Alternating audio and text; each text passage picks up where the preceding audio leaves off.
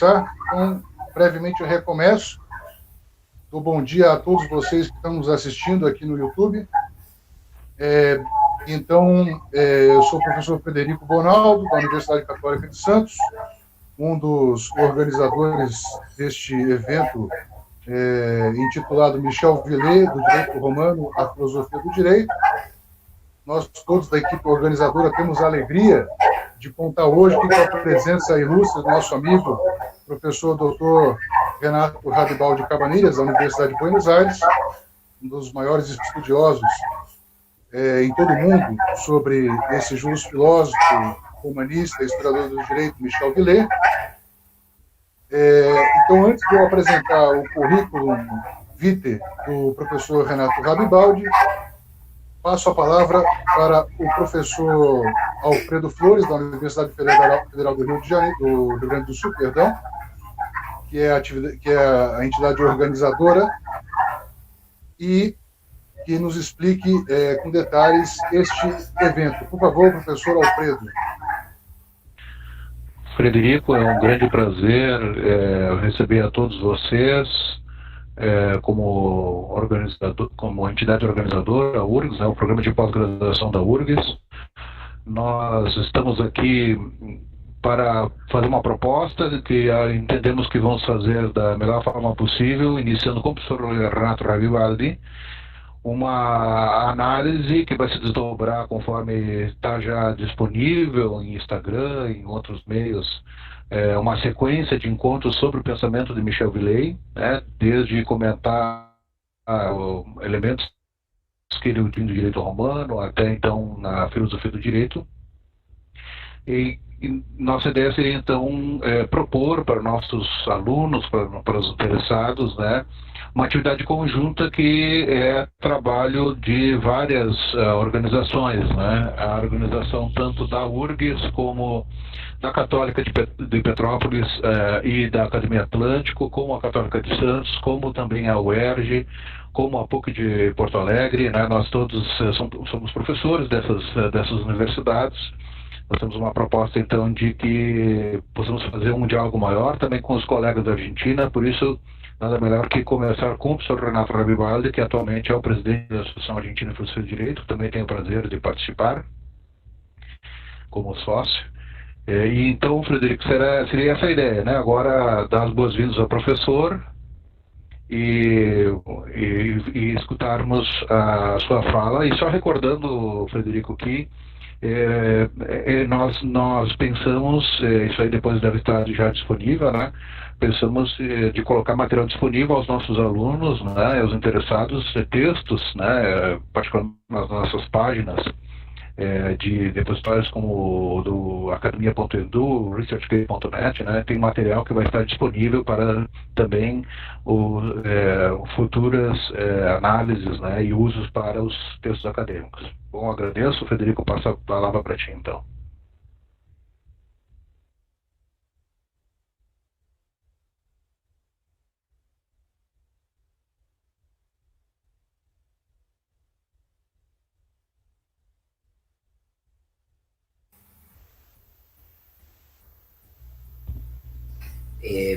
Buenos días. Bueno, Renato, perdóname que no te hablé. Gracias, muchísimas gracias por todo. Sí, a ver si Bonaldo empieza con el currículum. Si no empiezo hablando y olvidamos el currículum. Bueno, hay una página para que nossos colegas, lembrando que será o evento em espanhol, né, a grande parte. Renato, es necesario recordar de tu página web, ¿no? que está en línea con algunos de tus trabajos, ¿no? ¿Verdad?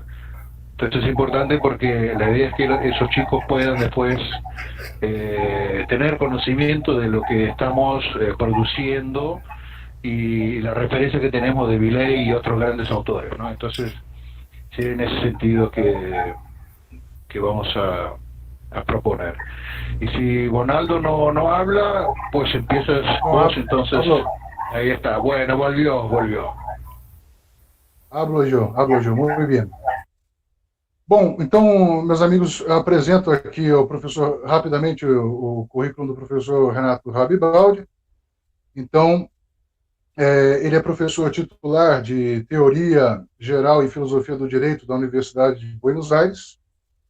Ele também é juiz da Câmara Federal de Apelações da província de Salta, na Argentina, o equivalente aqui a desembargador, juiz de segunda instância. Como já disse o professor Alfredo Flores, é presidente da Associação Argentina de Filosofia do Direito. E o professor Renato Rabibaldi, em 1989, defendeu a sua tese de doutoramento na Universidade de Navarra, intitulada El Pensamento Jurídico de Michel Villé, o pensamento jurídico de Michel Villé, orientado pelo grande jurista, filósofo Javier Hervada, que nos deixou este ano, no princípio deste ano. Então, sem mais, te passo a palavra, Renato, y te agradezco mucho desde ya.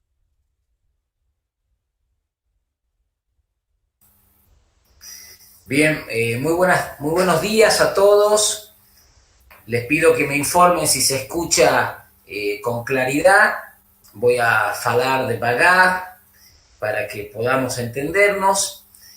Quiero en primer lugar agradecer a todas las instituciones que están involucradas en la realización de este encuentro: Universidad Federal de Río Grande do Sur, la Academia Atlántico, la Universidad Católica de Petrópolis y otras instituciones, a la vez que también quiero agradecer especialmente a mis amigos Alfredo Flores y Federico Bonaldo, y a quienes los están acompañando en esta actividad, porque verdaderamente celebro este diálogo argentino-brasileño. Y si uno se acuerda de Humberto Eco, ese clásico libro Cómo hacer una tesis doctoral, él se planteaba entonces, cuando todavía ni siquiera existía Internet y mucho menos este tipo de comunicaciones,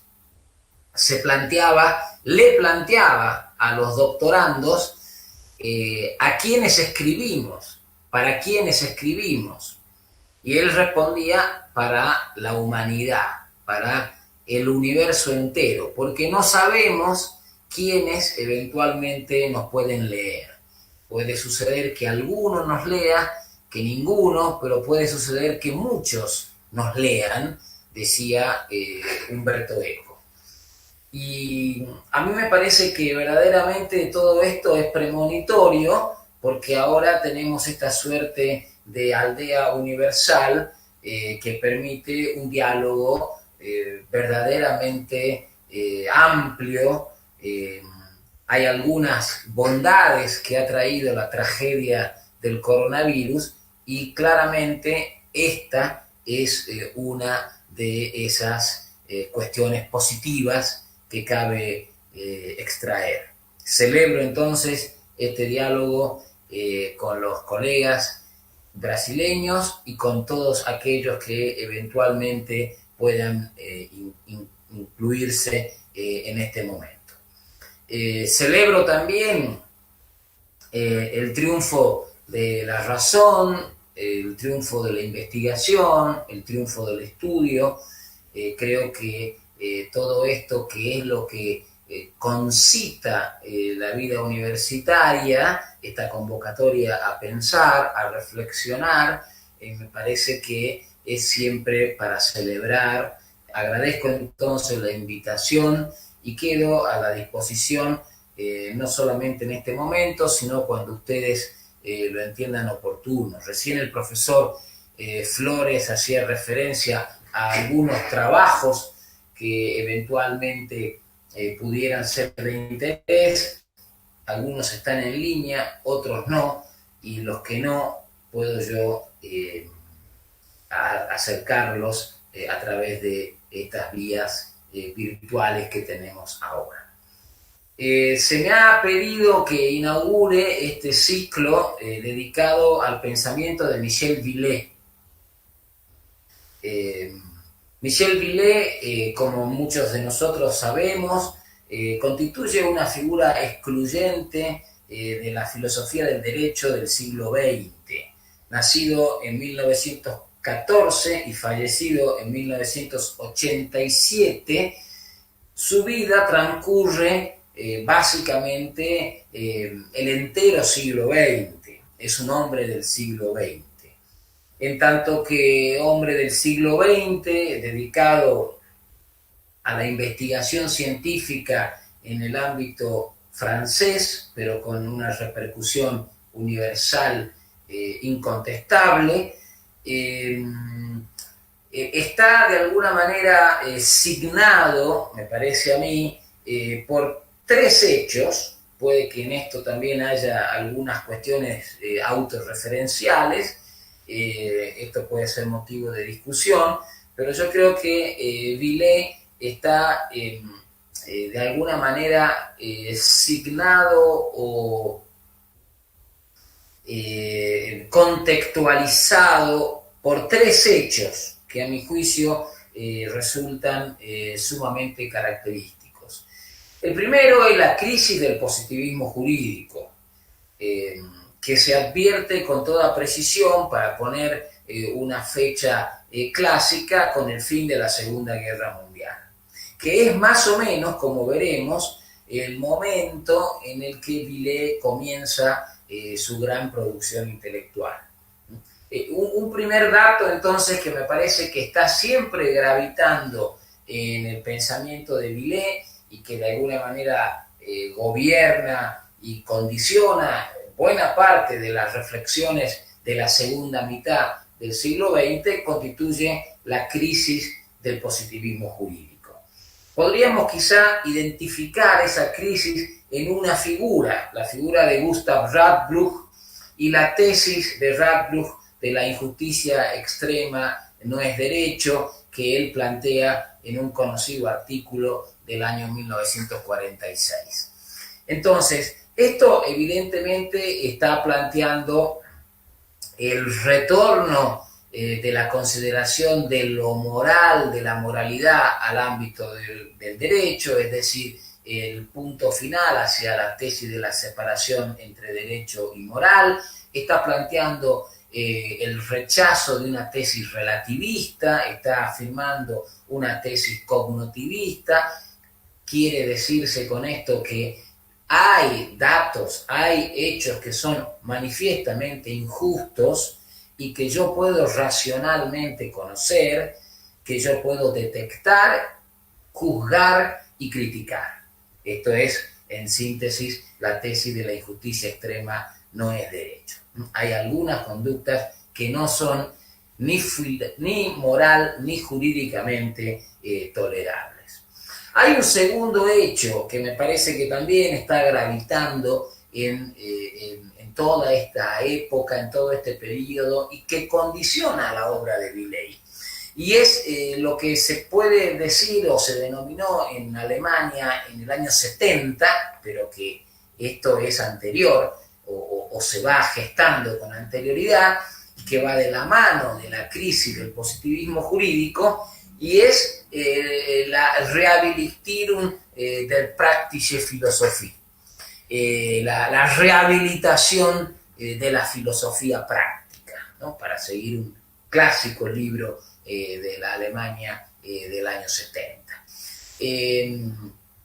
Esto, si podemos identificar a un autor, ese autor es indudablemente Aristóteles, ¿no? Es decir, el pensamiento de la filosofía práctica, de la razón práctica, la consideración de que el derecho tiene una dimensión teórico-práctica que se va configurando casuísticamente, de modo de ir elaborándose luego en un sistema de características abierta, es una tesis que obviamente arraiga en Aristóteles y que tiene una larguísima tradición, como veremos a continuación, y que tiene una actualidad insospechada a partir de lo que podríamos denominar las teorías de la argumentación contemporáneas. Si podemos identificar un autor de esa época que me parece que encarna el pensamiento de la razón práctica, ese autor podría ser Theodor Fiebeck, con su clásico libro de 1952 y con numerosas ediciones y traducción al castellano, y entiendo también traducción al portugués, Tópica y Jurisprudencia. Es decir, el derecho es un pensamiento tópico, es lo que venía ya a decir Aristóteles en su retórica. No es un pensamiento apodíctico, a partir de razonamientos lógicos deductivos, sino que es un pensamiento que trabaja a partir de criterios, de puntos de partida, de tópicos, de principios que se van develando en las circunstancias de cada caso y que son susceptibles de una argumentación dialogada. De ahí viene el tema de la dialéctica como oposición al pensamiento lógico deductivo, que va a ser fundamental en el pensamiento de Milley. Y la tercera cuestión, que me parece que también es muy importante, aunque Milley, que la conoce, sin embargo, la elabora menos, es la conexión entre la hermenéutica filosófica y el derecho, que también ponen de relieve los estudios alemanes.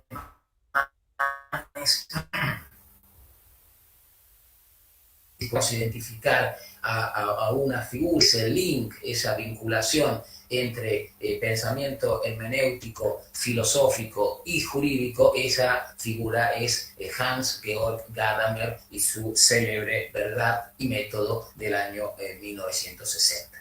Entonces, yo creo que acá hay como estas tres cuestiones que están gravitando a partir del año 45 en adelante. He señalado tres obras: la de Radcliffe del 46, la de Fiebeck del 52, la de Gadamer del 60, y me parece que esto puede servir como marco para entender el pensamiento de Milley.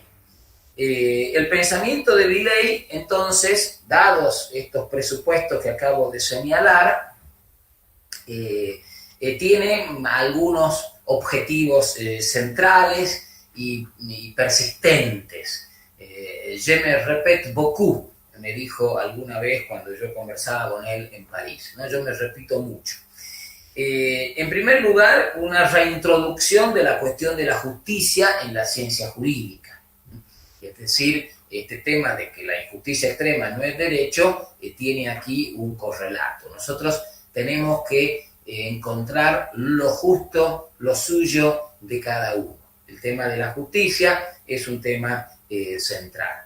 En segundo lugar, la reintroducción del tema del derecho natural como fundamento del derecho.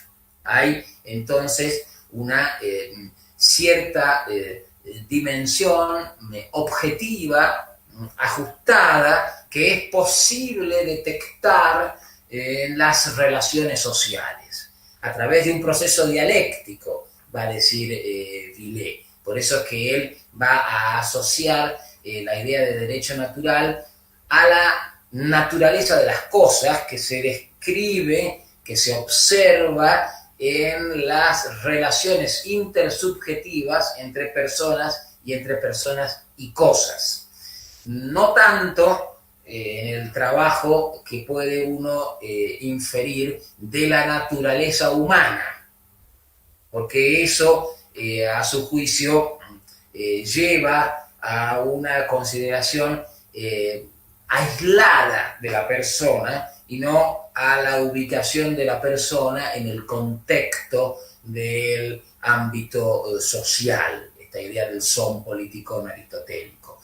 Este es un tema que ha merecido muchas críticas por parte, sobre todo, de los pensadores que han trabajado a partir de Milley, que comulgan con buena parte de sus proposiciones, pero que le han hecho observaciones críticas en el sentido de que se ha exagerado esa ese rechazo de la naturaleza humana.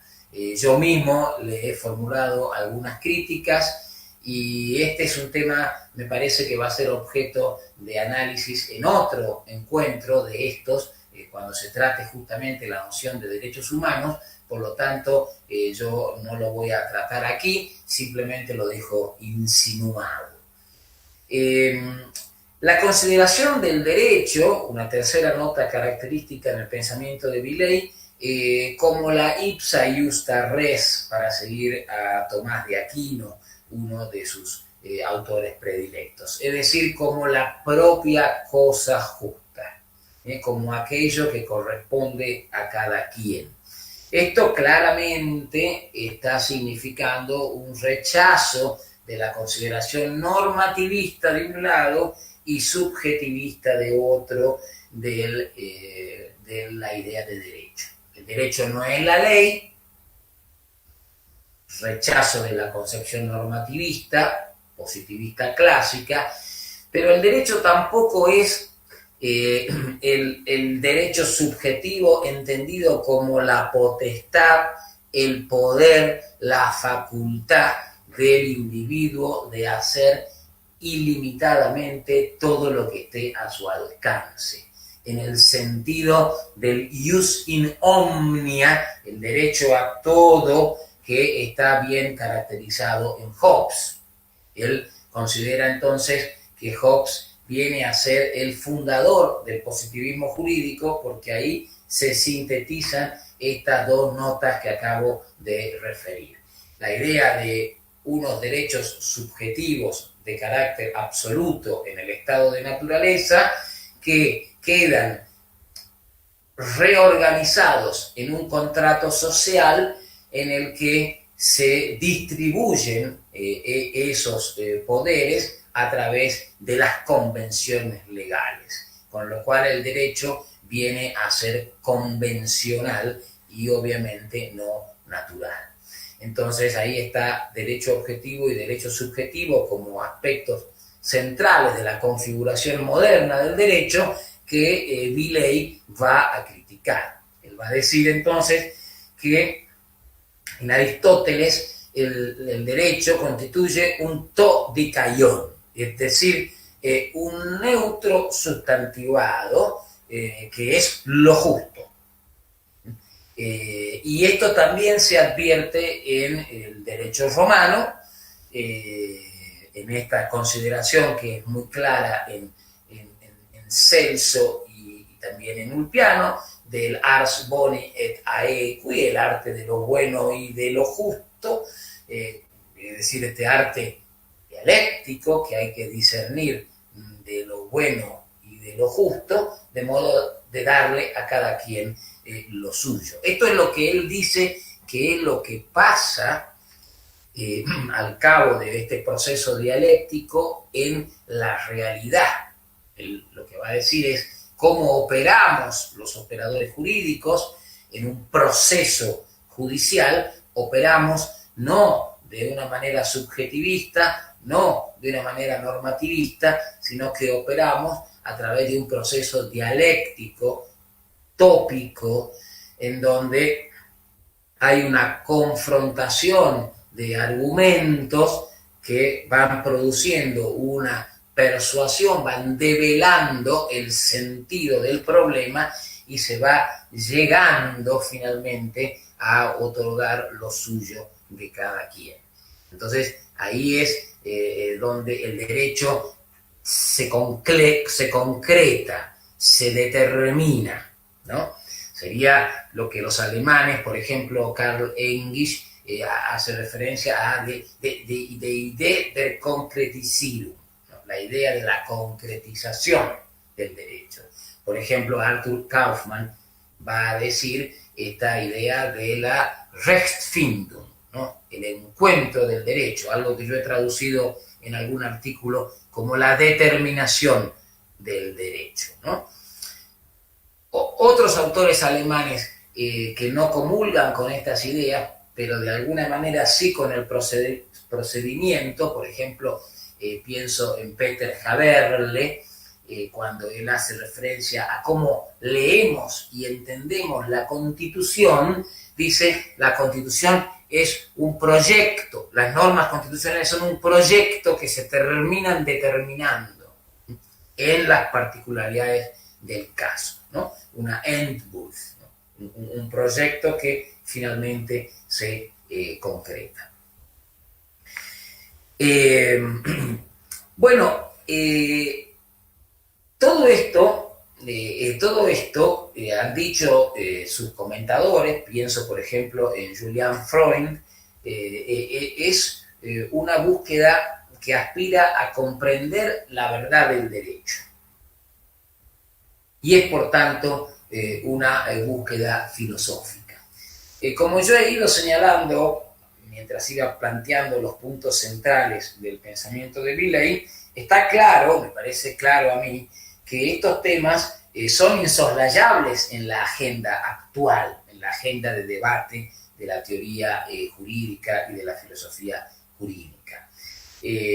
Sea para criticarlos, sea para abrazarlos, sea para desarrollarlos, sea para matizarlos, nunca para ignorarlos. Es decir, la cuestión de la justicia, la cuestión del fundamento del derecho, la cuestión del proceso de determinación del derecho, son cuestiones que son insoslayables en la agenda contemporánea. Todo el debate en torno de los problemas de crímenes de lesa humanidad, toda la crisis o la disputa entre multiculturalismo y universalismo, por ejemplo, que vemos en la actualidad, todos los debates bioéticos, el gran debate bioético que hoy concita el tema del COVID, etcétera, son temas que plantean cuestiones de justicia, plantean cuestiones de lo justo vinculado a una cierta concepción de la moralidad que es posible discernir cognoscitivamente y que sobre lo cual hay que debatir, hay que encontrarse, hay que dialogar. Todos estos temas entonces están en el centro de la agenda y son los temas que Villey ha ido trabajando a su manera, en su tiempo, con sus textos, con sus diálogos. Esto también es otro punto importante. Hubo un famoso coloquio sobre el pensamiento de Villey en el año 1984, poco antes de su muerte, que se publicó en unas actas por la Universidad de Aix-en-Provence, en donde se rescataba justamente esta idea de un hombre de diálogo, un hombre de respeto, un hombre de revisión constante de sus ideas. Creo que eso también es otra interesante consideración que podemos hacer nosotros como científicos jurídicos. Bien, hecha esta presentación, vamos a algunos rasgos biográficos del autor. Villey nació en Caen, allí estudió Derecho, se recibió en 1934 con honores, se doctoró en Derecho, tesis doctoral laureada por la Academia Francesa en 1942 sobre el tema de las cruzadas como un ensayo de fuentes del derecho en la Alta Edad Media. Fue luego encargado de cursos en Nancy, profesor agregado en la Universidad de Saigón, en la Indochina francesa, en aquellos años de la Indochina francesa, como ustedes recordarán. Desde 1949 a 1961, profesor titular de Historia de la Filosofía del Derecho en la Universidad de Estrasburgo, Francia, y desde 1961 hasta 1985, año de su jubilación, fue profesor de Historia de Filosofía del Derecho en la Sorbona. de la que llegó a ser profesor emérito, y allí, en ese periodo, fue redactor jefe de los famosos Archives de Philosophie de Droit, entre 1956 y 1984, fue coeditor de la Bibliothèque de Philosophie de Droit y fue director del Centre de Philosophie de Droit, que hoy en su honor lleva el nombre de Instituto Michel Villé para la Cultura y el Derecho.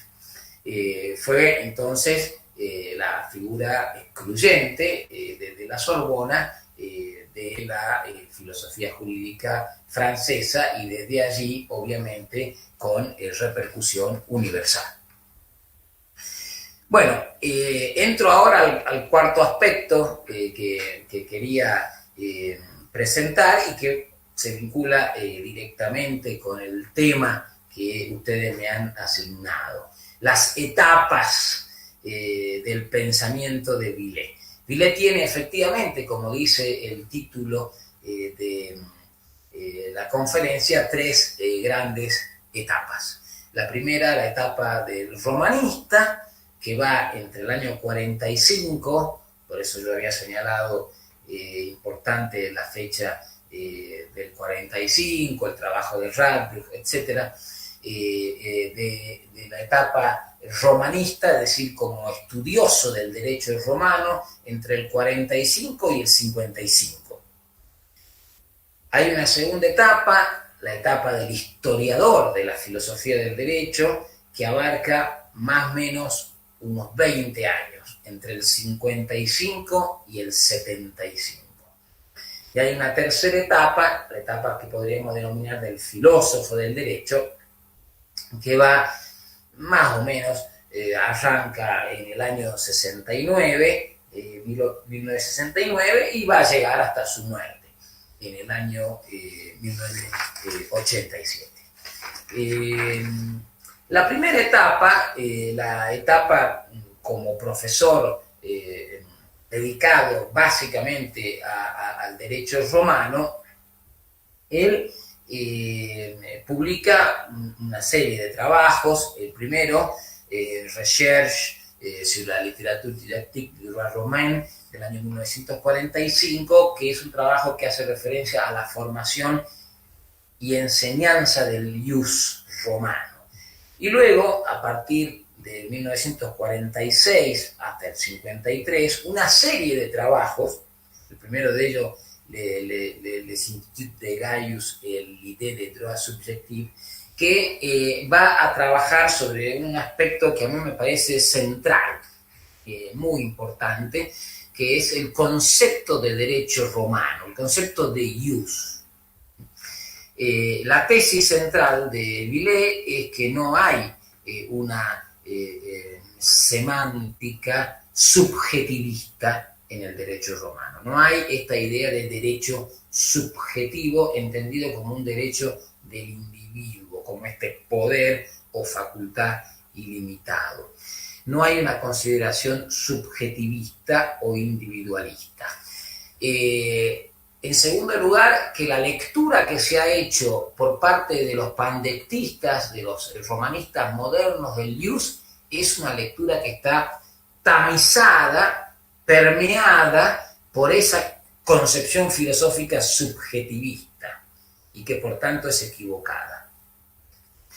Y a partir de ahí entonces él da esa noción de derecho como la propia cosa justa, como la situación, como la posición adecuada a la que yo he hecho referencia, y que me parece que tiene, lo ha dicho Alejandro Guzmán Brito, el importante historiador y filósofo chileno que ha hecho la traducción de todos los artículos de Villé sobre el derecho subjetivo en una publicación ya muy antigua, de Valparaíso, Chile, ha dicho que a partir de esos estudios, en contra o a favor, la doctrina de los romanistas remite a Villé. Esto es muy importante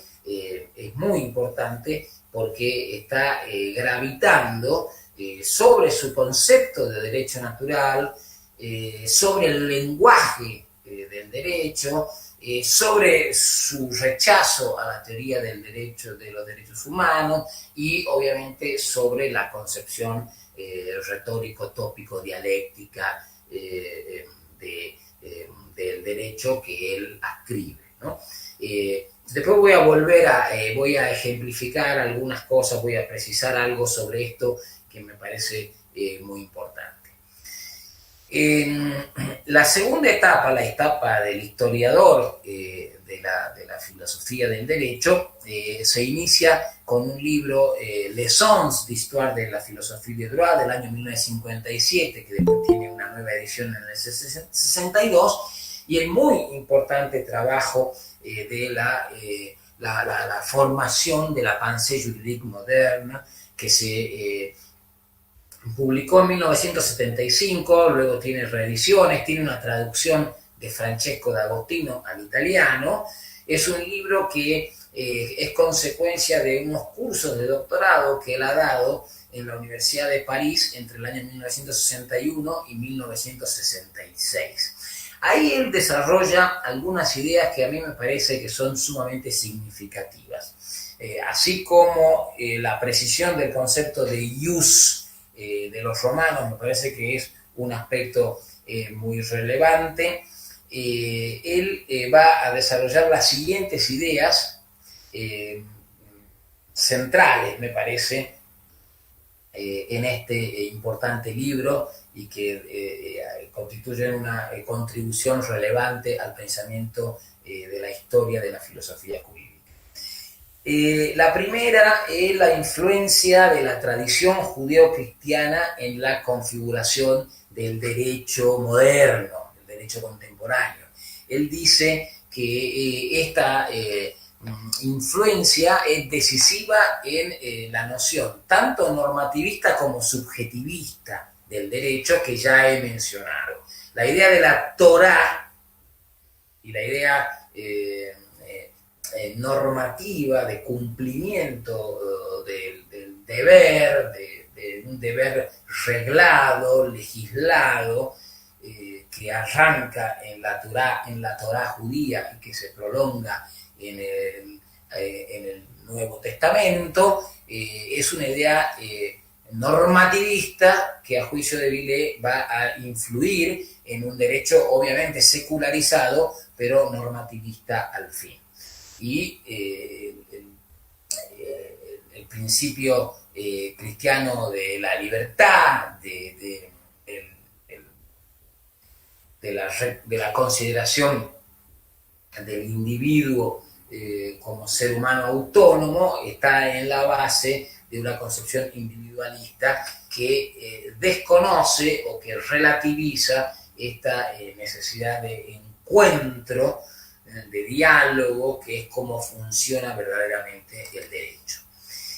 El segundo aporte interesante que hace Villers es lo que él llama la laicización, de manera un tanto quizá provocadora, la laicización del derecho por parte de Tomás de Aquino. Él dice que Tomás de Aquino, en su Tratado de la Justicia, trabaja la idea de derecho a partir de fuentes paganas, es decir, a partir de Aristóteles y a partir del derecho romano. Y en consecuencia está esta tesis ya anticipada de la ipsa justa res, de la propia cosa justa, que se determina justamente a partir de la quaestio dialéctica, de la cuestión dialéctica, las cuestiones de la suma teológica justamente tienen la estructura necesariamente dialógica, es decir, se plantea un problema y se discute sobre el problema. Así, dice, funciona el derecho, así trabajó Aristóteles en su día la retórica, así lo reinventó Fibeck, así lo recuperó Perelman, y ahí entra Villers, y así se trabaja con las modernas teorías de la argumentación. Esto, dice, está muy bien planteado en Tomás de Aquino. Acá de vuelta hago un breve inciso. Él dice, no hay que ir a la teoría de al tratado de la ley en Tomás de Aquino. Hay que estar al tratado de la prudencia. Ahí es donde se encuentran estas notas definitorias del derecho. Algunos autores, yo mismo, le hemos hecho alguna crítica a Villey en ese sentido. Nosotros creemos que es posible una lectura completa de la Suma, que es perfectamente posible integrar el tratado de la ley con el tratado de la prudencia, y que allí se enriquece e incluso en favor de la propia tesis de Villey la concepción del derecho que él defiende. Es decir, la ley natural y obviamente la ley humana vienen a completar. Cuando hablo de la ley natural, hablo de la naturaleza humana, obviamente, vienen a completar, entiendo yo, su concepción del derecho. En tercer lugar, hay un desarrollo exquisito, muy sugerente, sobre el origen de esta idea de derecho subjetivo que él es tan crítico a partir de los trabajos de Occam, con su famosa polémica con el Papa Juan XXII sobre la famosa querella de la pobreza que involucró a los franciscanos. A partir de ahí hay todo un despliegue de altísimo vuelo intelectual, en donde él va mostrando o procura mostrar el desarrollo de esta idea de derecho subjetivo, que de alguna forma tiene consagración definitiva en Hobbes, pero también en los autores de la escuela del denominado derecho natural racionalista. Bueno, claramente ahí termina configurándose entonces este esquema positivista, normativo, subjetivo, con un procedimiento lógico-deductivo que está en la antítesis de su pensamiento. El tercer momento, la tercera etapa, es la etapa del filósofo del derecho, que se inicia en 1969, más o menos coexistente con su tarea como historiador, en donde él va desarrollando una serie de notas clásicas sobre la idea de derecho natural, donde hace referencias al lenguaje del derecho, que a su juicio es un lenguaje indicativo, está escrito en indicativo, no en prescriptivo, que sería el lenguaje propio de la moral. Acá hay toda una polémica con Kalinowski y con Jean-Louis Gardier, que es sumamente interesante, y su pensamiento de fondo queda resumido en el Précis de Philosophie des Droits. Son 2 volúmenes con traducción castellana, compendio de filosofía del derecho, de los años 75 y 77, y hay un último libro, muy poquito antes de su muerte, interesante, incluso sugerente por el título, Question de Saint Thomas sur le droit et la politique. Cuestiones de Santo Tomás sobre el derecho y la política. Y ahí vuelve a esta idea que yo ya les había mencionado, ¿no? Santo Tomás trabaja a partir de cuestiones, a partir de problemas. Pensamiento problemático, no pensamiento sistemático. Bueno, balance. En primer lugar, como ya he dicho, una apertura filosófica, ¿no? Hay una finalidad que es justificar el porqué, el para qué del derecho.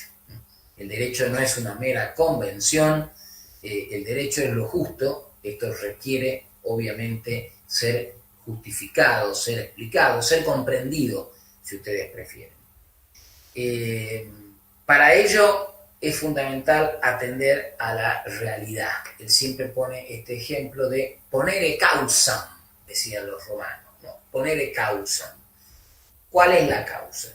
¿Cuál es el problema? ¿Qué tenemos que discutir? Bueno, a partir de ahí empezamos a trabajar. El discernimiento del derecho se produce en el ámbito de la dialéctica. El ejemplo de la quaestio medieval asumida por Tomás de Aquino es entonces decisivo y tiene todos estos autores contemporáneos que vienen a avalar esta tesis. El derecho no es una labor concluida, ni menos todavía hay una definición precisa de él. Esta primera idea, el derecho no es una labor concluida, la recherche du droit se poursuit, dice él, ¿no? La búsqueda del derecho prosigue.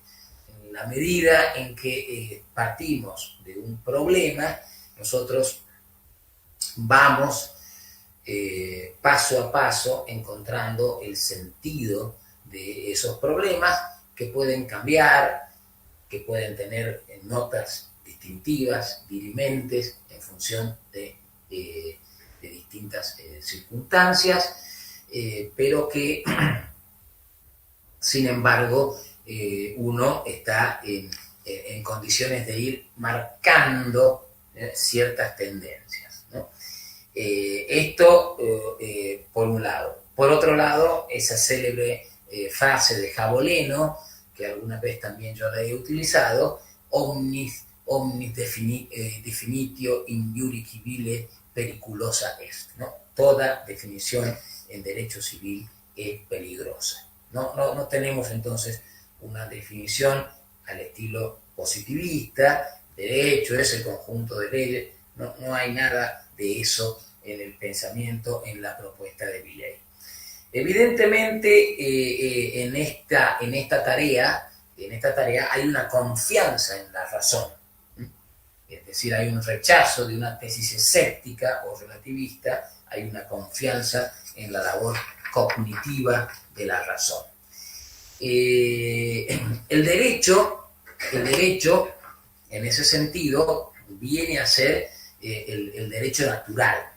Hay momentos en los distintos escritos de Villey en donde derecho y derecho natural pasan a ser sinónimos, como la posición justa que corresponde descubrir, discernir en el sentido de las cosas, ¿no? El derecho natural, dice él, es el objeto sobre el que se discute. Nosotros vamos a tratar de encontrarle el sentido al problema y darle lo justo a cada uno. Ahora, él va a decir en distintos lugares que, siguiendo a Tomás de Aquino, los derechos son mudables. Cita ahí una famosa frase de Tomás de Aquino, natura hominis mutabilis est, ¿no? La naturaleza del hombre es mudable, pero hay razones inmutables. Esta es una idea que a mí me parece sumamente interesante, ¿no? Porque es ya la idea aristotélica del libro quinto que se sintetiza en esa frase de hay una justicia natural y sin embargo toda justicia es variable. El ejemplo clásico es el ejemplo del depósito. Está claro que el depositario debe devolver el depósito al depositante, pero si se trata de devolverle un arma y el depositante se ha vuelto loco, entonces sería peligroso devolverle el arma. Entonces, si bien en este caso no corresponde la devolución, hay sin embargo una idea de justicia que resulta inmutable, que es que objetivamente la cosa no es de uno, es del depositante. Pero rebus sic stantibus, bajo estas circunstancias, cabe hacer una excepción al principio.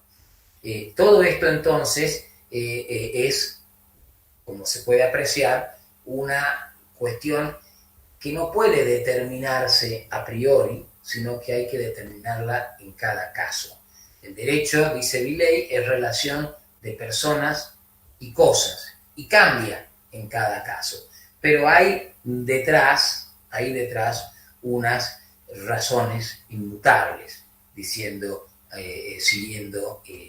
a Tomás de Aquino, que cabe desentrañar, que cabe descubrir, ¿no? Ahí hay algunos escritos. Parecería que hay un Villey casi sociologista, ¿no? Casi descriptivista, en el sentido de que él piensa o escribe diciendo que Aristóteles describe el paisaje de la vida social ateniense o griega, y entonces constata al prudente, constata al intemperante o al temperante, ¿no? Parecería como que eso es el derecho natural. Hay otros textos en donde esta idea aparece diluida, en donde lo que se trata es, como acabo de señalar, de puntualizar que detrás de esa descripción hay una prescripción. Es decir, detrás de esta realidad hay un telos, lo ha dicho Villey muchas veces, hay una finalidad a la que se dirigen las conductas, en donde se trata de alcanzar aquellas más completas, aquellas que colman la naturaleza. Entonces, hay que saber, me parece, distinguir algunos textos, porque uno podría entonces concluir precipitadamente en una noción sociologista, descriptivista, que en mi opinión no está en el genuino pensamiento de Villey. Esto vincula con lo que me gustaría terminar esta exposición, que es el tema del derecho subjetivo y su análisis por parte de Villey en el ius romano. Yo ya he dicho que la descripción que se ha hecho, por ejemplo, de las institutas de Gallo sobre el panorama o la consideración romana del ius, a juicio de Villey, la descripción moderna que se ha hecho, la caracterización moderna, es una caracterización que está tamizada por la idea de derecho subjetivo. Entonces, ¿él qué va a decir? Bueno, él va a decir que el ius está revelando más bien un status, una posición de las personas y de las cosas corporales e incorporales, cada una con su derecho. Se atribuye a cada cosa el régimen que le conviene. Entonces, da una serie de ejemplos que a mí me parecen interesantes, significativos. El fundo tiene cum iure suo, con su derecho, ¿no? Tiene su ius. Por ejemplo, si pensamos en las servidumbres en el ámbito de los derechos reales, las servidumbres de paso, ¿no? El fundo sirviente, el fundo dominante. Cada propiedad, cada predio tiene su posición, tiene su situación. Unos sirven a otros, otros dominan a uno, con prescindencia de quién sea el titular, con prescindencia de quién sea el propietario. Uno vende una propiedad cum iure suo, con su derecho, con su posición. Entonces, esto vale, por ejemplo, para el usufructo, vale, por ejemplo, para el derecho de edificar más alto o de quitar o no la visión, la autorización de construir de manera más elevada, lo que se llama el jus altius tolendi aut non extolendi, ¿no? Entonces dice, puede llevar a confusión la idea de que se hable del jus utendi y fruendi, ¿no? Del derecho de usufructo, del derecho a uso y goce. Puede llevar a confusión de que se hable de un derecho, y entonces uno puede pensar que está pensándose en un derecho subjetivo. Puede llevar a confusión que se piense en una iura praediorum, es decir, en un derecho a una servidumbre real, y se lo vea como un derecho subjetivo, pero no lo es.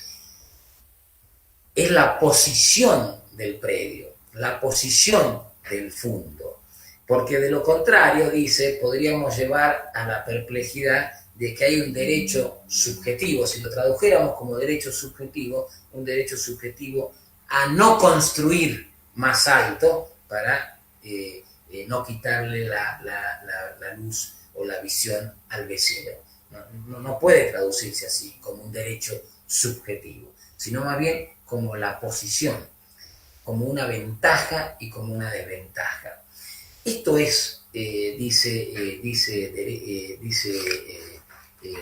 Villé, esto es el jus romano. Esto no quiere decir, dice Villé, que no haya una dimensión subjetiva, es decir, que uno pueda tener un acceso, un derecho sobre una determinada cosa. Pero lo que es relevante y prevalente es la posición de la cosa. Me parece que acá hay como una clave de bóveda del pensamiento de Villé. Esto es lo que él dice que hay que tratar de rescatar. Esta idea de un derecho que aparece como relación, como delimitado por las circunstancias del caso, que no impide una dimensión subjetiva, pero que no constituye una idea de subjetivismo, en el sentido de un poder ilimitado. Me parece que este aspecto es el que él después va a trasladar a la idea de derecho natural, y me parece que este aspecto es el que él no traslada a la idea de derechos humanos. Un tema que ha generado mucha perplejidad, pero que va a ser motivo de análisis en otra conferencia. Me parece que con esto podríamos, ya con casi una hora de exposición, poco menos, creo que sería prudente ir cerrando, y en todo caso quedo abierto a las preguntas que me hagan, no sin nuevamente agradecerles este tiempo. Espero haber sido claro respecto del sugerente pensamiento de Villé, que nos invita a seguir reflexionando sobre el sentido último del derecho. Renato, muchas gracias. Se ve por el chat de YouTube que la gente entendió bastante bien. Fueron surgiendo muchas preguntas que te vamos a plantear luego. Y ahora me gustaría empezar yo mismo con una pregunta. La hago primero en portugués para que la gente pueda entenderla bien, y luego la reproduzco en castellano. ¿Va bien?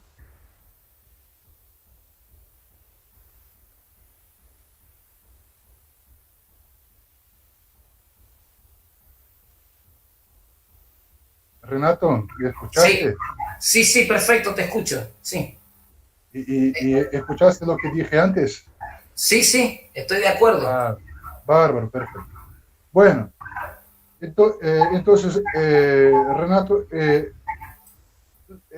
agradezco mucho por la charla, por la conferencia, bastante elucidativa bastante completa, no hay dudas de que tú eres uno de los principales estudiosos de Michel Villé en todo el mundo, y eso se reconoce incluso en Francia, la patria de Villé. Y te pregunto lo siguiente.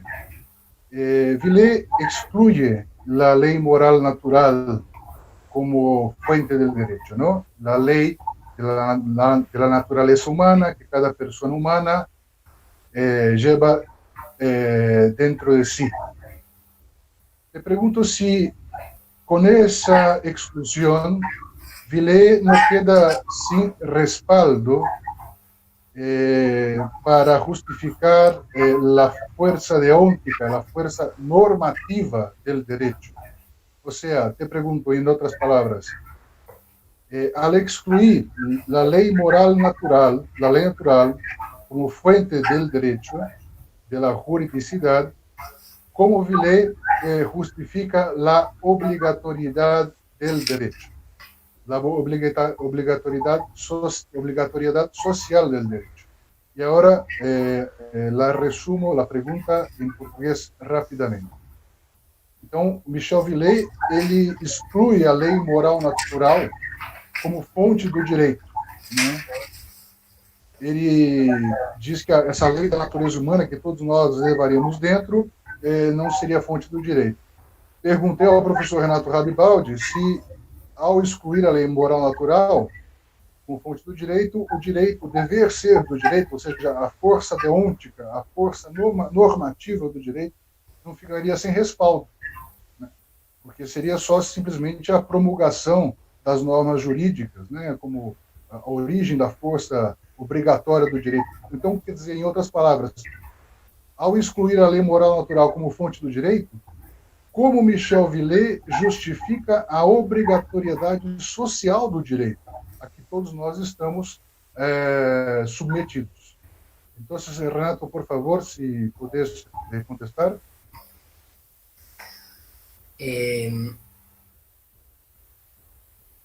Sí, algo yo he anticipado de esta interesante pregunta que tú haces.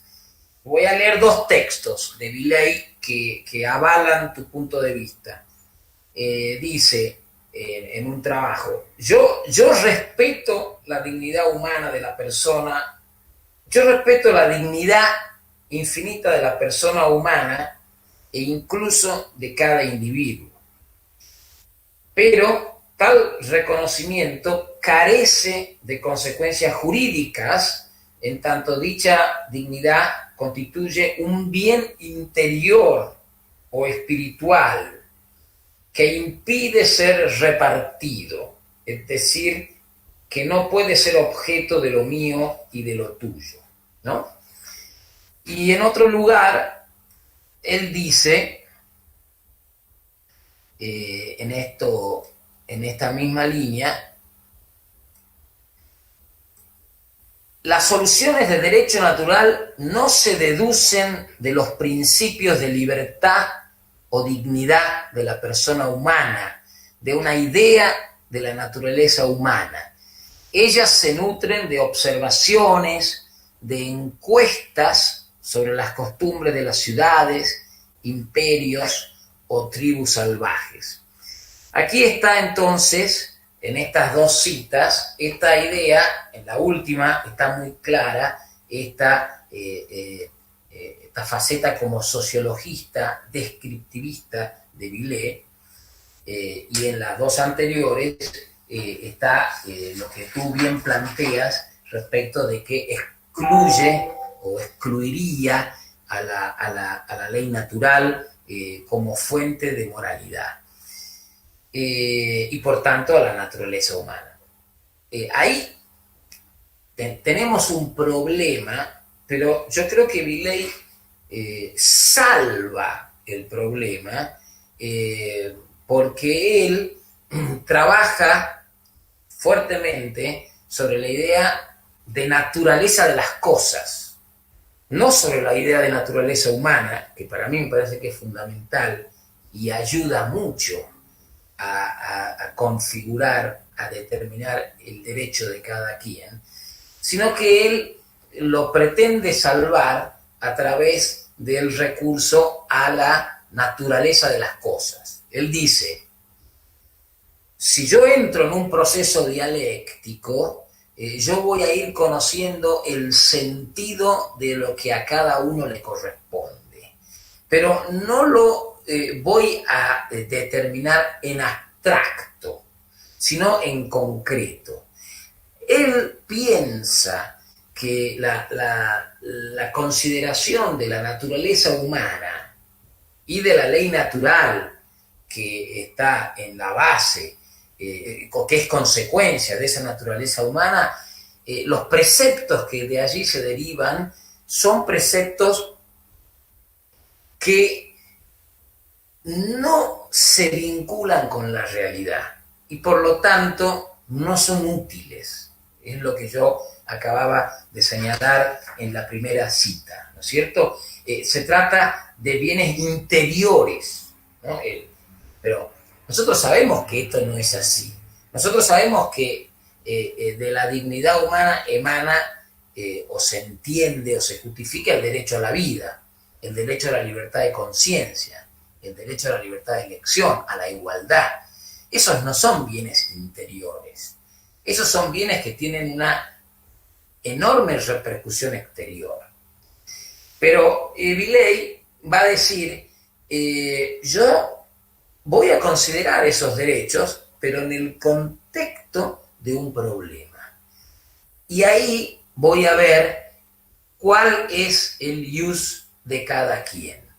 Entonces, de alguna manera me parece que él llega al reconocimiento de una moralidad objetiva y de un jus sum objetivo, llega a partir de ese procedimiento dialéctico sin necesidad de darle esa connotación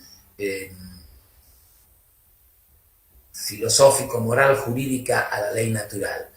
No la termina ignorando, no la ignora, de hecho, pero creo que teóricamente sí la ignora, y yo creo que ese es un problema de su pensamiento, que quizás se deba a que él es muy crítico del pensamiento de la escuela del derecho natural racionalista, del planteamiento que hacen Pufendorf, Thomasius, Wolff, respecto de una descripción de ciertas exigencias en abstracto, derivadas de la naturaleza humana. Él dice eso no sirve, así no funciona la realidad del derecho. Pero a mí me parece que termina incorporando esos criterios. Cuando él dice hay razones inmutables, y bueno, está incorporando la idea de dignidad humana en el caso. Yo creo que esa es la manera como él salva el problema. Y hay que tener en cuenta otra cosa, Federico, que Villey es un gran provocador. Él trata de distinguirse de lo que él denomina el neotomismo y trata obviamente de distinguirse de los planteamientos relativistas y positivistas. Y él tiene una manera de escribir y de presentarse de manera provocadora, un poco para llamar la atención y para favorecer el diálogo. No sé si queda claro. Clarísimo, Renato, muchas gracias. De hecho, tanto el derecho subjetivo como también la ley natural, al fin y al cabo, Villey acaba reconociendo pero de hecho la faceta provocadora de Villey como que habla como que habla más fuerte, digamos, ¿no? Eso es muy interesante, incluso en la conferencia que va a dar el profesor Elton Somensi al final de este curso sobre la disputa que Villey tuvo con John Finnis. Te agradezco mucho la respuesta. Y Gracias. ahora Ahora el profesor Alfredo Flores hará la suya. Bueno, Renato, ¿me escuchas? Perfecto. Sí, quería agradecerte muchísimo por la charla. Como estaba hablando ya hace poco, parte de ese material de que hablaste, Federico ya hizo la traducción, entonces se lo voy a comentar rapidamente en português a la gente que nos escucha. Pessoal, é só para lembrar, alguns desses textos que o professor Radivaldi trabalhou, o pensamento do Michel Villey, o professor Bonaldo fez a tradução, né, está naquele projeto do ResearchGate, que na medida do possível vamos tentar disponibilizar no chat aqui, apesar de ser um link, né, normalmente o chat dá problema para links.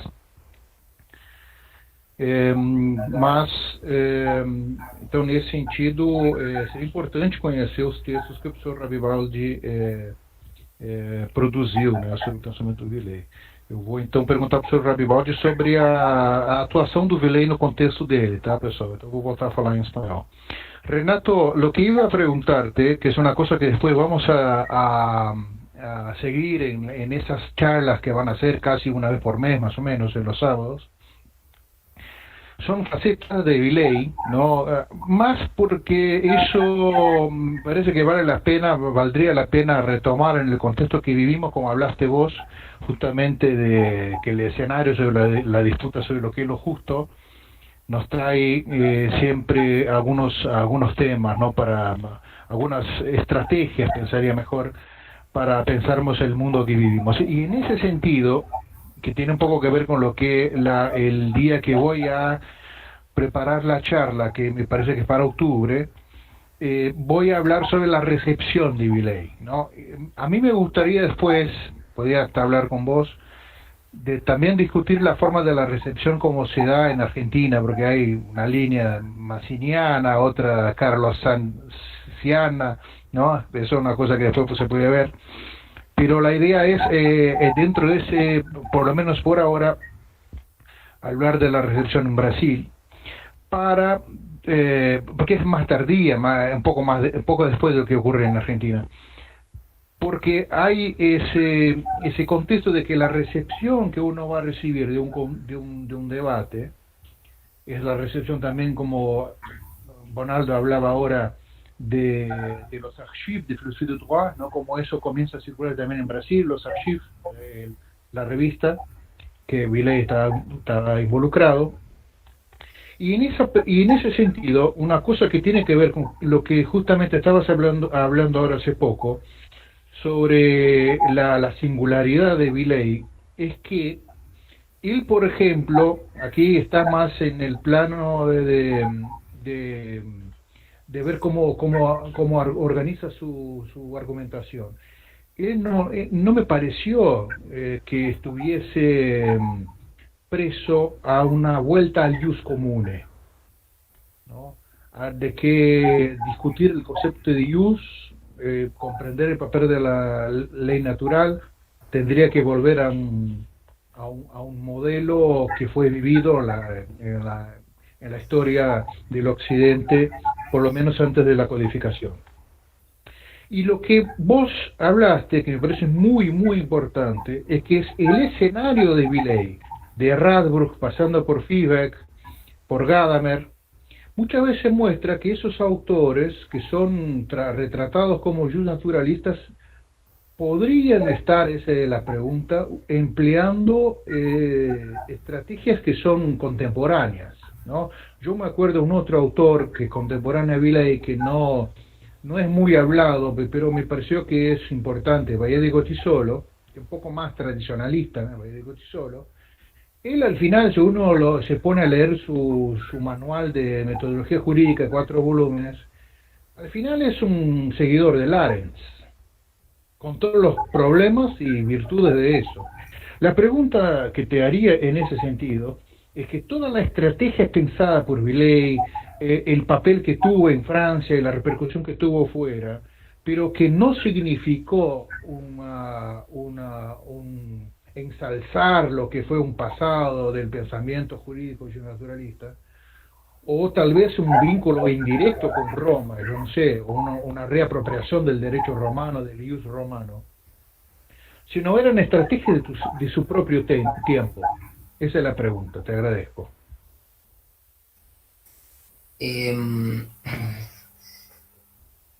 Bueno, interesante tu pregunta, Alfredo. Yo no sé muy bien qué contestarte. Él, eh, eh, él no tiene una formación filosófica de base, sino que él es un romanista de base y él llega a la filosofía del derecho y llega a una filosofía impactado, me parece, por la practicidad, la pragmaticidad del derecho romano y las soluciones de derecho común. Vos mencionaste al principio este tema del ius comune, el derecho romano como un derecho pragmático y al mismo tiempo justo. Y entonces él va descubriendo la influencia, hay un trabajo de Helmut Koing, la influencia de Aristóteles en el derecho romano, y luego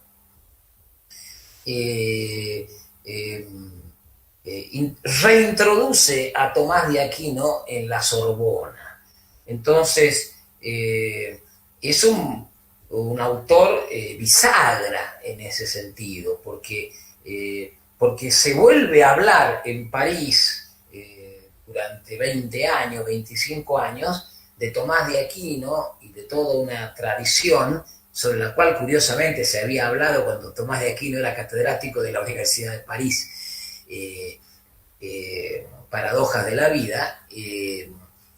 Entonces, él presenta de manera muy provocativa este tema, por ejemplo, de la laicización del derecho por parte de Tomás de Aquino, algo que probablemente nadie hubiera pensado, ¿no? Entonces yo creo que el esfuerzo un poco conectando con la pregunta de Federico, el esfuerzo de él por desembarazarse de la ley, del tratado de la ley, que en definitiva aduce o remite a la ley divina, a la ley eclesiástica, a la ley natural, es provocadoramente buscado con el objetivo de mostrarle a una sociedad secularizada y contemporánea que Tomás de Aquino es un hombre de este tiempo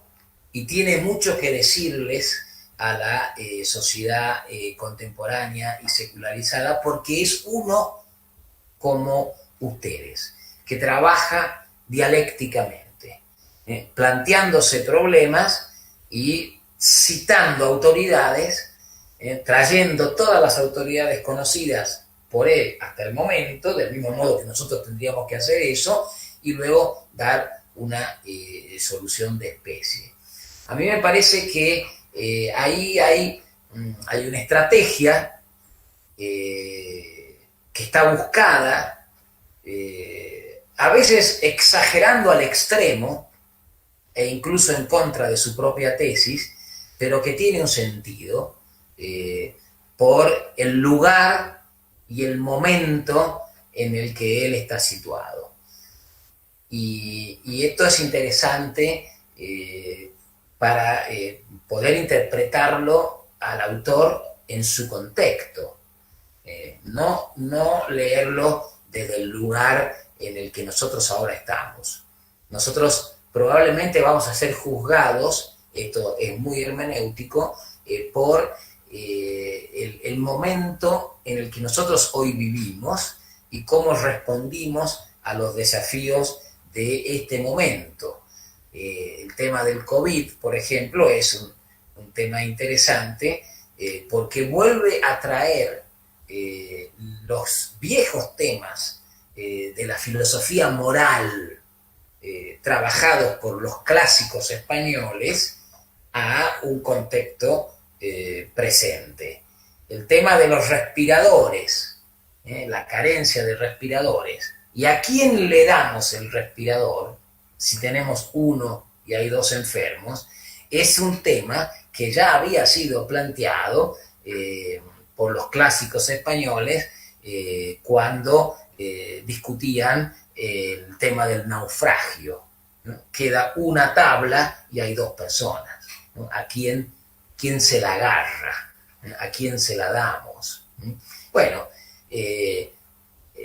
la solución desde el punto de vista de los principios es la misma. Lo que cambian o lo que han cambiado son solamente los ejemplos, las circunstancias.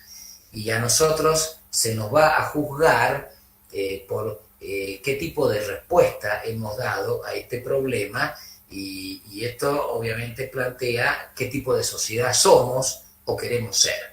Entonces yo creo que hay que situarlo a Viley en ese momento, en ese contexto, con quien él dialoga, y esto, bueno, lo hace, creo yo, muy sugerente. Esto es cuanto te puedo decir, Alfredo. Muchísimas gracias, ¿sí? A ver si Federico sigue. Sí, ahora, Renato, hay algunas preguntas de la gente que te está viendo y escuchando. Muy buenas preguntas. Empiezo con una de Guillermo Fundari. La traduzco al castellano.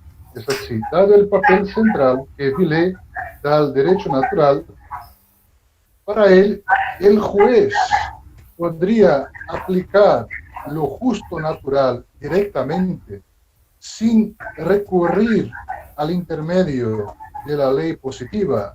Y permiso para que la diga em português. Dado o papel central que Viley dá ao direito natural, para ele, o juiz poderia aplicar o justo natural diretamente, sem recorrer ao intermédio da lei positiva? Sí, gracias a quien me formula la pregunta. Tengo yo un artículo escrito sobre el derecho natural en Michel Viley, en donde justamente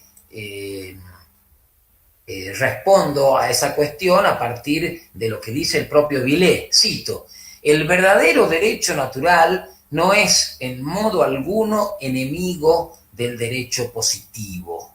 Esto lo dice en el Précis de Philosophie du Droit. Admitir el derecho natural no importa minimizar la importante función que cumple el derecho positivo, pues siendo el primero incapaz de dar cuenta por sí solo la compleja realidad del mundo jurídico, se torna necesario apelar a la ley. Esta, expresa nuestro autor, agrega al derecho natural ya las determinaciones, ya las herramientas para su puesta en obra. Esto lo dice también en Question, su último libro, Sur le droit de la politique, páginas 151 y 144. Acá está básicamente repitiendo o siguiendo al pie de la letra la idea de Tomás de Aquino de la determinación y concretización del derecho natural en el derecho positivo. El derecho natural nos da el ajuste, los grandes principios, pero después te lo voy a leer cuando él habla a propósito del derecho de gentes, que es otro tema interesante. Él dice: existe un derecho natural elemental de aprehensión absoluta, ¿no? Comillas. Es decir, uno puede determinar lo que resulta absolutamente injusto y absolutamente justo. Por ejemplo, la tortura, la violación. Uno puede tener una aprehensión absoluta de que la violación es intrínsecamente injusta, es decir, sería la injusticia extrema no es derecho. Pero existe además un segundo modo de consideración del derecho, es el propio de los hombres, animales racionales. Este es el jus gentium, ¿no? Acá entonces entra esta idea del derecho de gentes como un derecho racional que se conoce racionalmente, cognitivamente, y se va elaborando entre toda la humanidad, entre inter omnes gentes, para decirlo con Gallo, ¿no es cierto? Entonces ahí entran las determinaciones y las concreciones, y para eso es fundamental el derecho positivo. No podríamos prescindir del derecho positivo. Villey en algún otro lugar critica la tesis dualista, es decir, la crítica que se hace por parte del positivismo al derecho natural, de que el derecho natural escinde derecho natural y derecho positivo, es algo que constituye, en opinión de él, una mala lectura de lo que es el pensamiento naturalista. Nosotros sabemos, bueno, Aristóteles lo dice claramente en la ética y en la retórica, hay una ley común, que es la ley natural, y hay una ley positiva, que puede ser escrita o no escrita. Es decir, que ya la teoría de las fuentes del derecho está planteada en Aristóteles. Y obviamente Tomás de Aquino la perpetúa con claridad, va a decir que la ley es una aliqualis ratio iuris, una cierta razón del derecho, y Villey, en esa cita que yo acabo de hacer, dice que hay la necesidad de una complementación, de una determinación. Nosotros podemos tener la aprehensión absoluta de una idea de justicia, ¿no? De estas razones inmutables, pero hay que completar, hay que determinar, hay que concretar, no se puede solo con el derecho natural. Hervada también ha trabajado en la misma línea, ¿no? La institucionalización del derecho natural en el derecho positivo. En definitiva, podríamos decir, digo yo, hay un solo derecho, que es el derecho institucional. Algunos autores, un poco provocadoramente, por ejemplo Andrés Ollero o Pedro Serna, dicen el único derecho es el derecho positivo, porque el único derecho es el derecho institucional que nosotros conocemos, el derecho de la jurisprudencia, el derecho de la ley, el derecho que se genera por la doctrina. Pero ese derecho contiene elementos que proceden de la naturaleza humana y de la naturaleza de las cosas. Es decir, hay un único derecho que en parte es natural y en parte es positivo. Un sistema jurídico complejizado, sofisticado, como el que nosotros tenemos en una sociedad como la actual, una sociedad muy compleja, requiere inexorablemente del derecho positivo.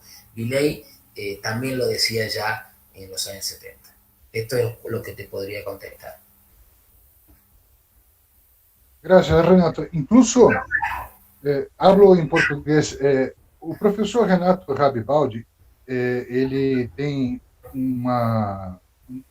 vamos dizer assim, uma série de trabalhos escritos, de artigos científicos, em que, como bom jurista prático, e agora, né, já há alguns anos, juiz, né, mas mesmo antes, ele procura, demonstrar a vigência do direito natural, né, através da jurisprudência, tanto argentina como comparada, como de outros países, né? Há muitos trabalhos do professor Renato Rabibaldi nesta linha. E eu mesmo fui inspirado por ele, né, e procurei fazer um trabalho de comentário a uma decisão do Supremo Tribunal Federal Brasileiro sobre a presença do direito natural implícita num julgado dessa corte. Então, esse trabalho é bastante importante para mostrar que o direito natural não é algo etéreo, né, mas, pelo contrário, algo que é vigente, é presente no mundo forense, no âmbito forense, né? Do dia a dia dos operadores do direito.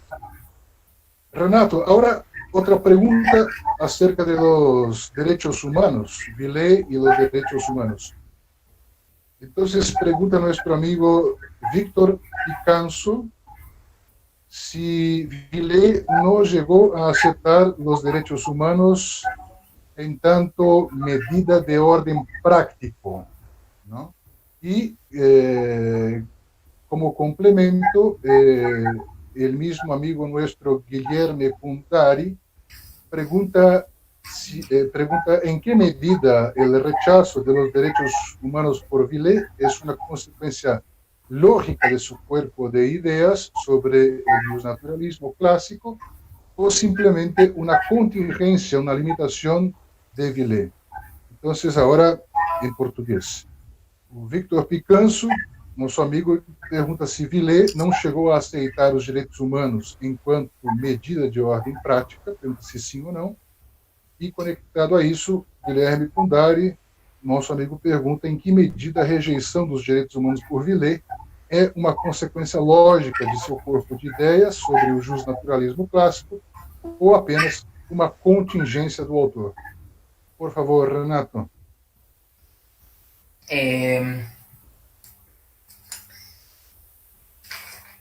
La primera pregunta era si era una medida de lo práctico, decías. ¿Cómo fue? Exactamente. Si Villet llegó a aceptar que los derechos humanos eran una medida de orden práctico jurídico para casos concretos, ¿no?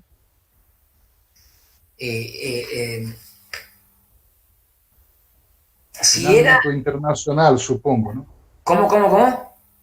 En ámbito del derecho internacional, supongo, ¿no? O entonces de los derechos fundamentales internamente. Pero perdón, si era una medida, lo que no te estoy entendiendo es si la acepta o no la acepta. ¿Cuál es el sentido de la pregunta?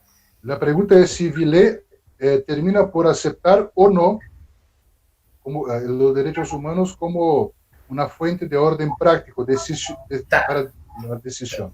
Perfecto. Bueno, gracias de nuevo por las dos preguntas interesantes. Yo creería a la primera pregunta que no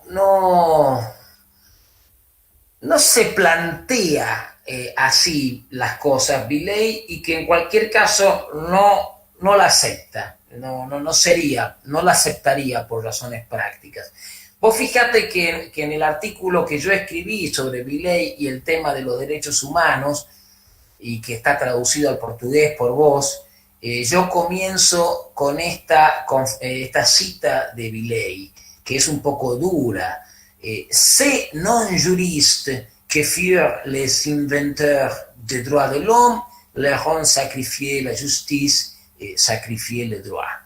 Esos no juristas que fueron los inventores de los derechos del hombre son los que han sacrificado la justicia, han sacrificado el derecho. Es decir, él es muy crítico de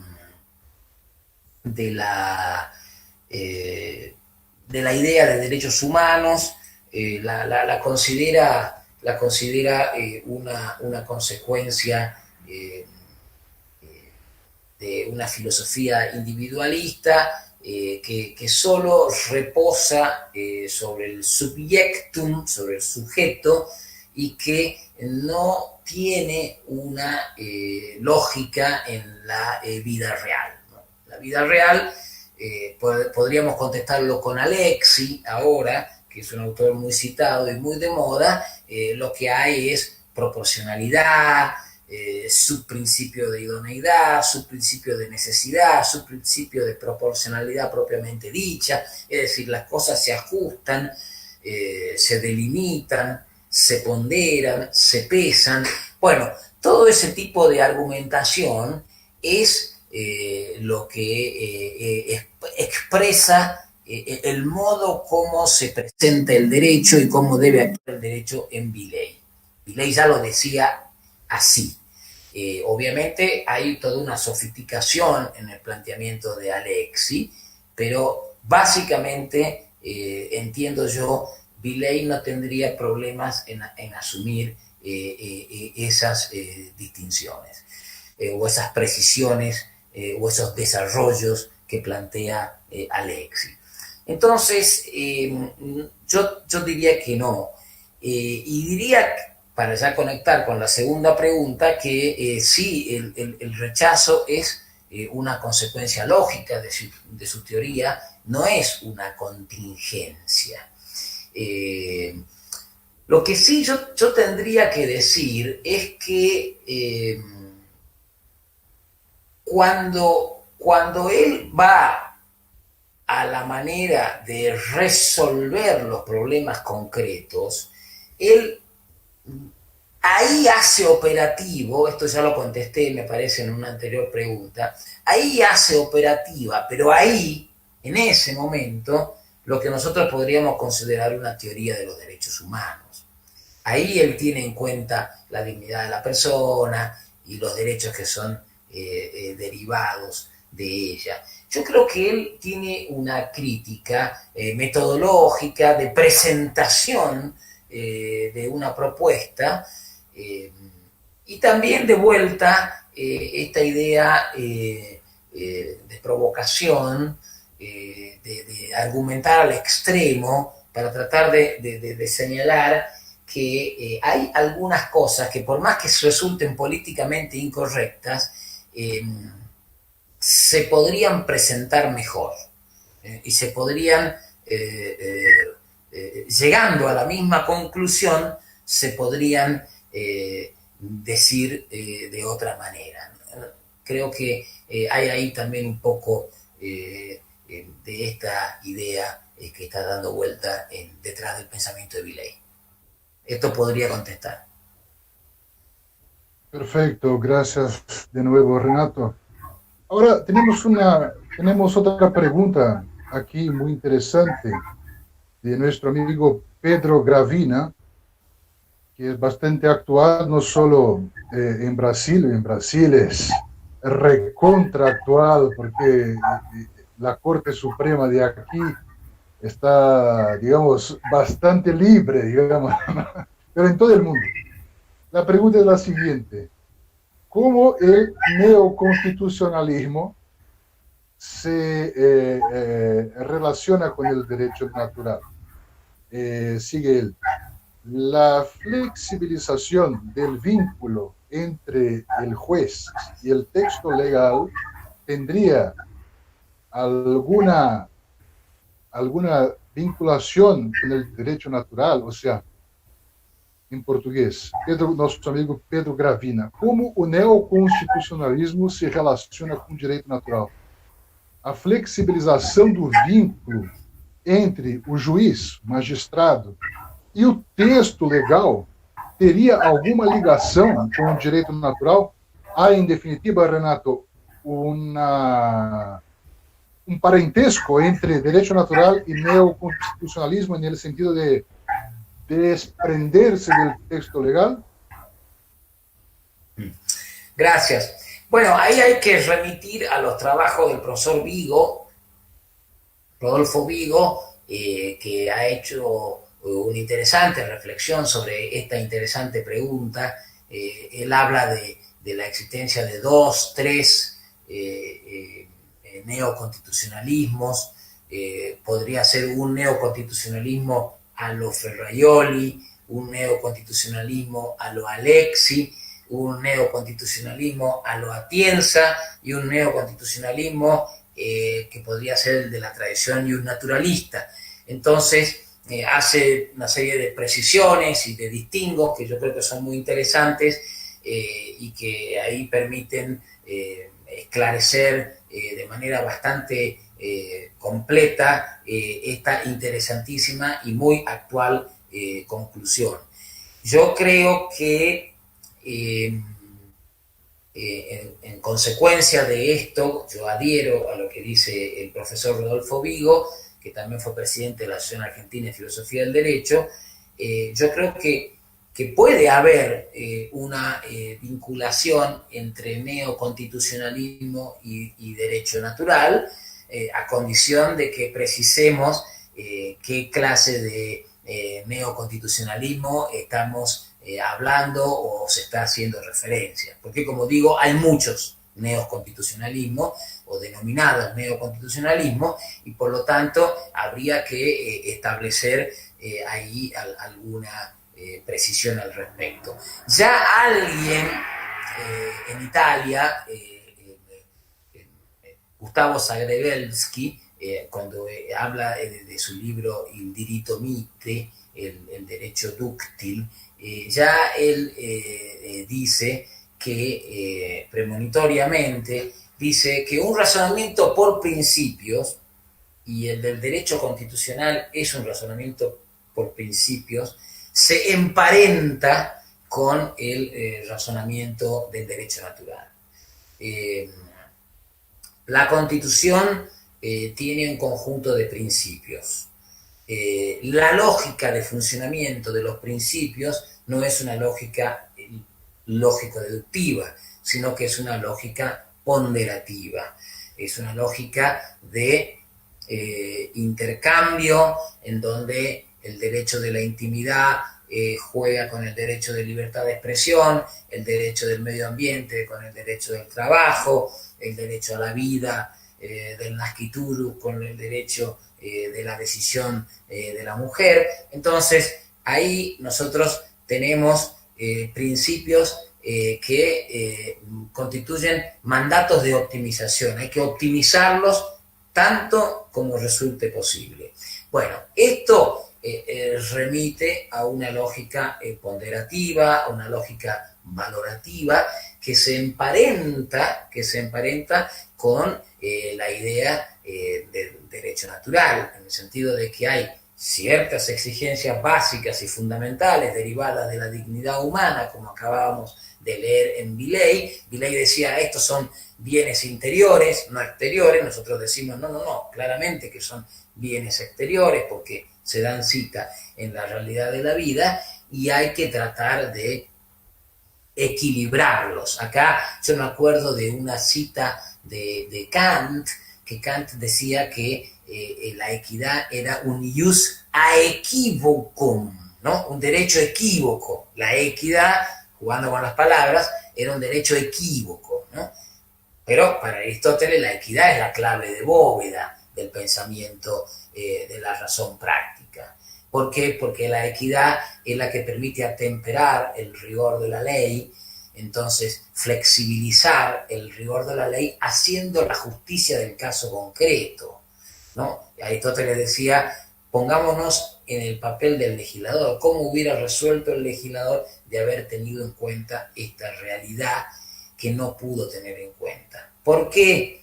No por error del legislador, sino por riqueza de la naturaleza de las cosas. Entonces esa riqueza de la naturaleza de las cosas exige muchas veces una atemperación del rigor de la ley. Y esto es lo que genera la epikeia en Aristóteles, que nosotros traducimos como equidad. En algún momento yo he escrito un trabajo sobre los distintos conceptos de equidad, la equidad judeocristiana, la equidad romana y la epikeia aristotélica. Entonces,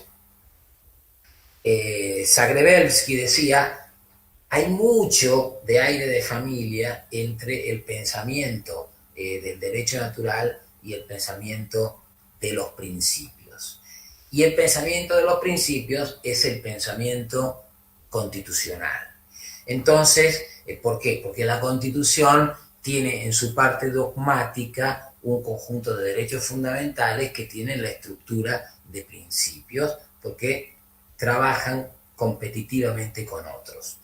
Ahora, lo que parece claro de todo esto es que hay un substratum, hay una dignidad, hay unas exigencias básicas que parecen insoslayables. Y entonces esto conecta con la otra parte de la pregunta. El esta flexibilización del juez al texto de la ley.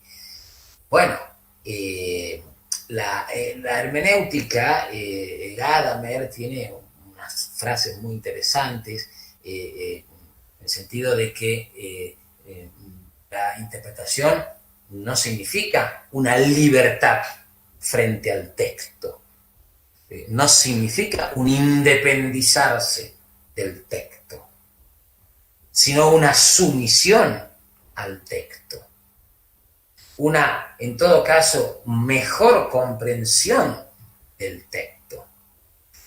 Si yo evito el texto, si yo evado el texto, yo me estoy transformando en un cuasi legislador, estoy legislando. Y eso no constituye, dice Gadamer, lo que es una verdadera interpretación.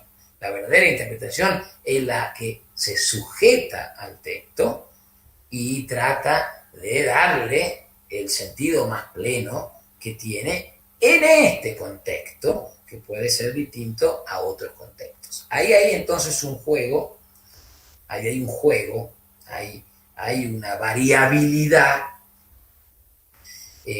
posible de resoluciones que habrá que ir ajustando, pero en función de reconocer ciertos principios que parecen inconmovibles. Entonces, yo podría dar una solución de especie al problema del COVID, pero lo que no puede discutirse es el concepto de persona, y el concepto de persona como fin en sí mismo, ¿no? Entonces, respecto de este tema de la falta de medios médicos, algunos han postulado la posibilidad de sorteo. Bueno, no hay respiradores, sorteamos. No. Eso me parece que no es una solución razonable, ponderativa. Entonces, yo comprendo el sentido de la pregunta. El sentido de la pregunta me parece que trata de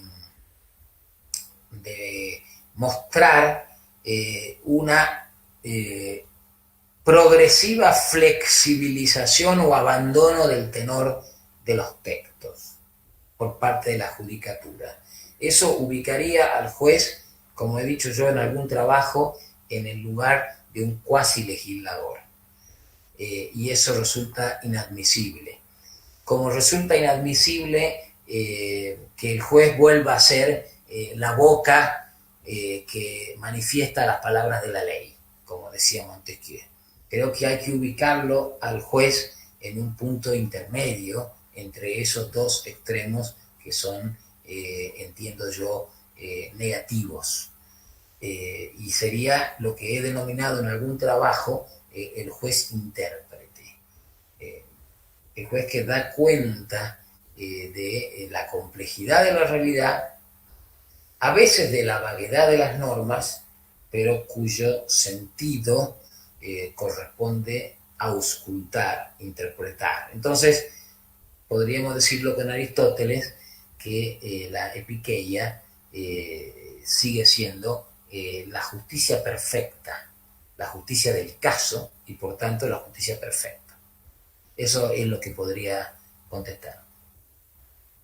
Muchas gracias, brillante respuesta, de hecho, te lo digo de corazón, sinceramente, y aprovecho para decir a la gente que nos vê, pessoal, o professor Renato Ravivaldi acaba de lançar um novo livro, autor de várias obras, ele, né? Sua nova obra se chama Hermenêutica Jurídica. E supongo, Renato... No, interpretação jurídica. Ah, perdão. Interpretação jurídica, pessoal. Né? Tá? Interpretação jurídica. E supongo, Renato, que tratas estes temas contemporâneos en esa obra, ¿no? Sí, ahí trato un poquito en el capítulo 6 de ese libro trato esta distinción entre casos fáciles, difíciles y trágicos, y juez boca de la ley, juez cuasi legislador y juez intérprete. Juez intérprete, que es la solución que das vos, ¿no? Muy bien. Perfecto.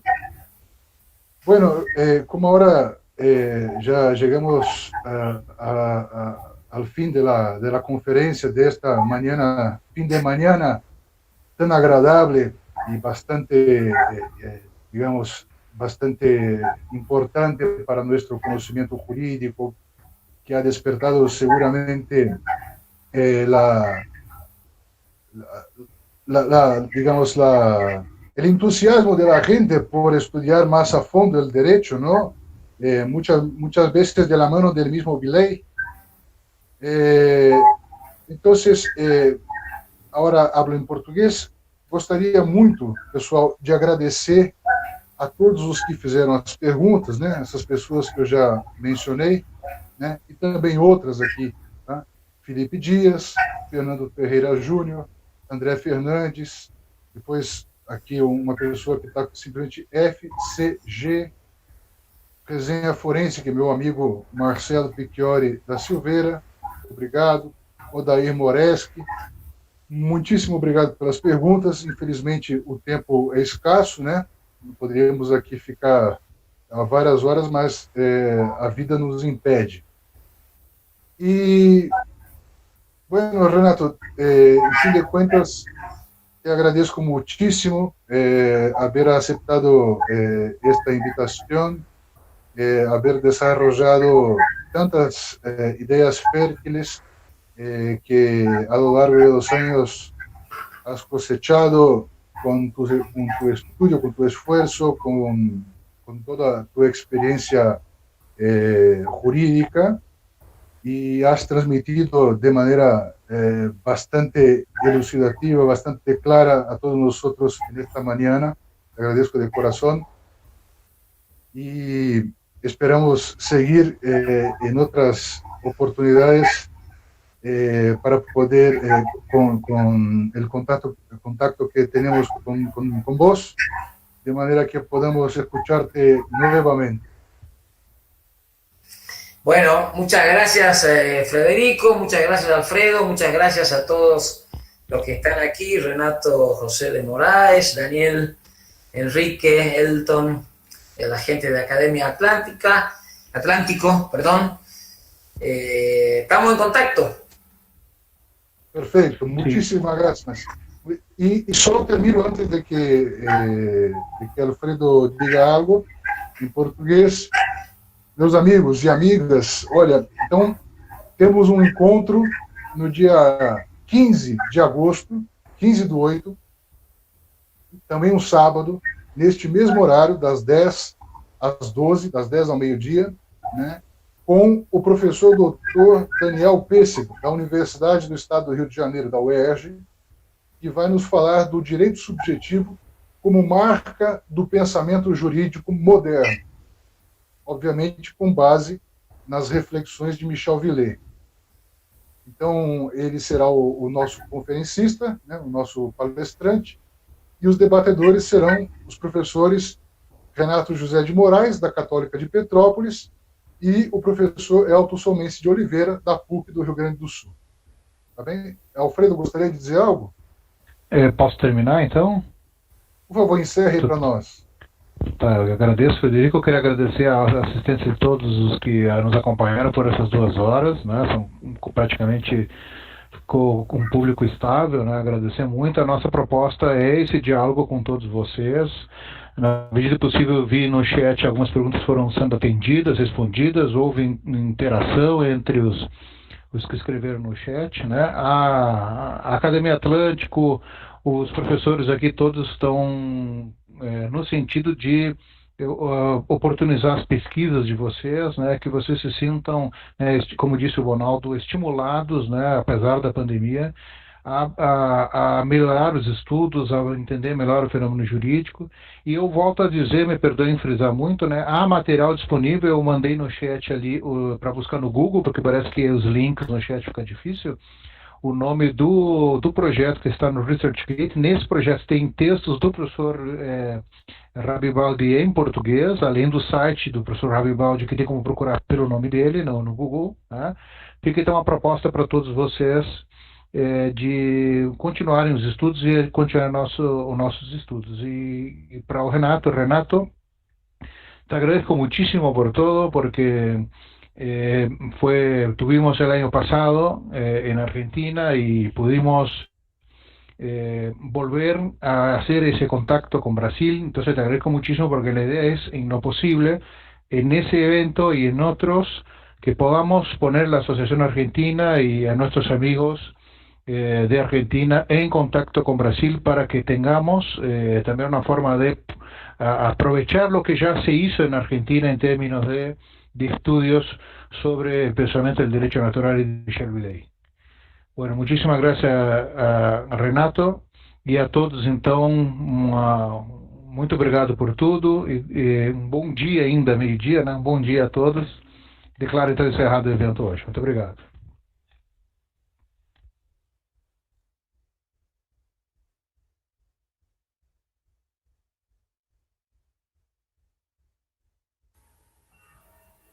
Valeu, pessoal. Tá ótimo.